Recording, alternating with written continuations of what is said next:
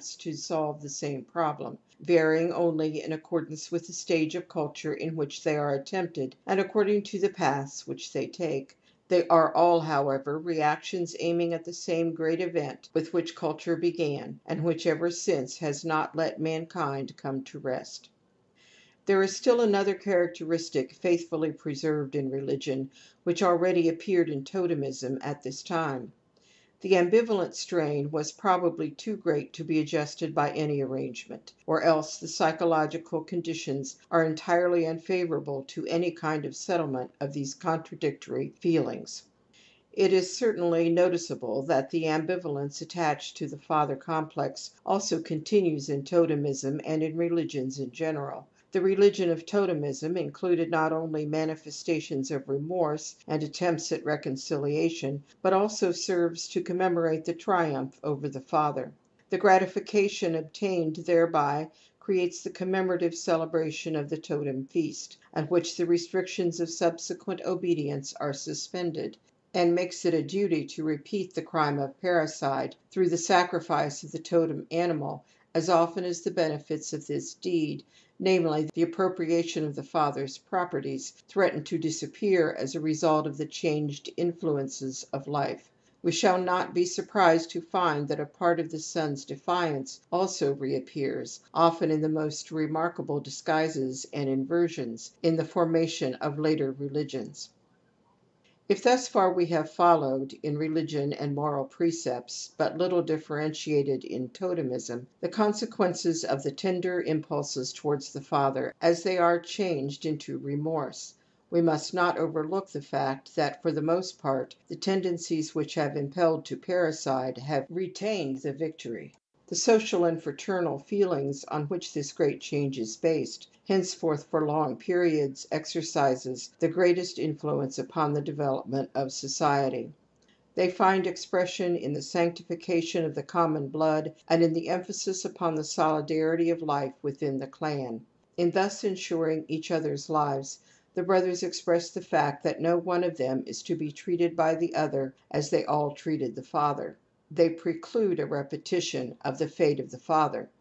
The socially established prohibition against fratricide is now added to the prohibition against killing the totem, which is based on religious grounds. It will still be a long time before the commandment discards the restriction to members of the tribe and assumes the simple phraseology, "Thou shalt not kill." At first the brother clan has taken the place of the father horde and was guaranteed by the blood bond.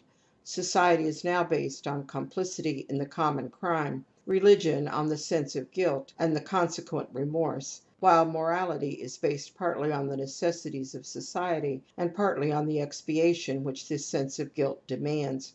Thus psychoanalysis, contrary to the newer conceptions of the totemic system, and more in accordance with older conceptions, bids us argue for an intimate connection between totemism and exogamy, as well as for their simultaneous origin. Section 6. I am under the influence of many strong motives which restrain me from the attempt to discuss the further development of religions from their beginning in totemism up to their present state. I shall follow out only two threads, as I see them appearing in the weft with especial distinctness: the motive of the totem sacrifice and the relation of the son to the father. Robertson Smith has shown us that the old totem feast returns in the original form of sacrifice. The meaning of the rite is the same: sanctification through participation in the common meal. The sense of guilt, which can only be allayed through the solidarity of all the participants, has also been retained.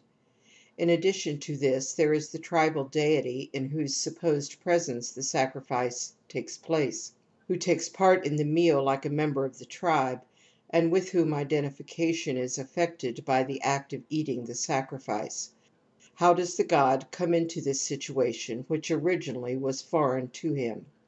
The answer might be that the idea of God had meanwhile appeared, no one knows whence, and had dominated the whole religious life, and that the totem feast, like everything else that wished to survive, had been forced to fit itself into the new system.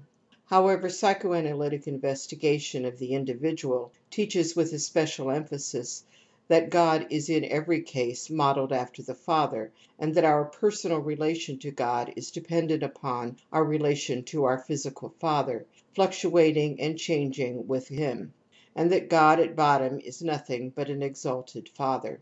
Here also, as in the case of totemism, psychoanalysis advises us to believe the faithful, who call God Father just as they called the totem their ancestor. If psychoanalysis deserves any consideration at all, then the share of the father in the idea of a God must be very important, quite aside from all the other origins and meanings of God upon which psychoanalysis can throw no light. But then the father would be represented twice in primitive sacrifice, first as God and secondly as the totem animal sacrifice. And we must ask, with all due regard for the limited number of solutions which psychoanalysis offers, whether this is possible and what the meaning of it may be. We know that there are a number of relations of the god to the holy animal, the totem and the sacrificial animal. 1. Usually one animal is sacred to every god, sometimes even several animals.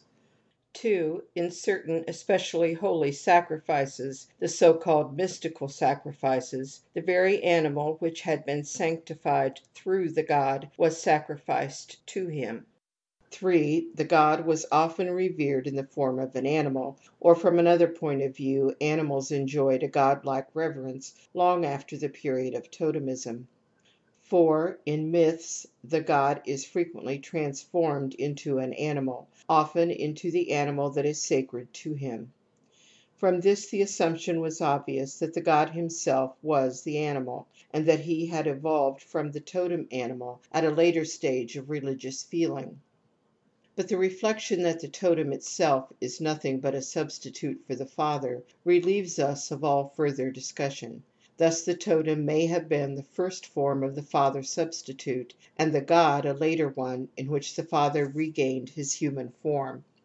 Such a new creation from the root of all religious evolution, namely the longing for the father, might become possible if in the course of time an essential change had taken place in the relation to the father and perhaps also to the animal. Such changes are easily divined even if we disregard the beginning of a psychic estrangement from the animal as well as the disintegration of totemism through animal domestication. The situation created by the removal of the father contained an element which in the course of time must have brought about an extraordinary increase of longing for the father. For the brothers who had joined forces to kill the father had each been animated by the wish to become like the father, and had given expression to this wish by incorporating parts of the substitute for him in the totem feast. In consequence of the pressure which the bonds of the brother clan exercised upon each member, this wish had to remain unfulfilled. No one could or was allowed to attain the father's perfection of power, which was the thing they had all sought. Thus the bitter feeling against the father which had incited to the deed could subside in the course of time, while the longing for him grew, and an ideal could arise having as a content the fullness of power and the freedom from restriction of the conquered primal father, as well as the willingness to subject themselves to him.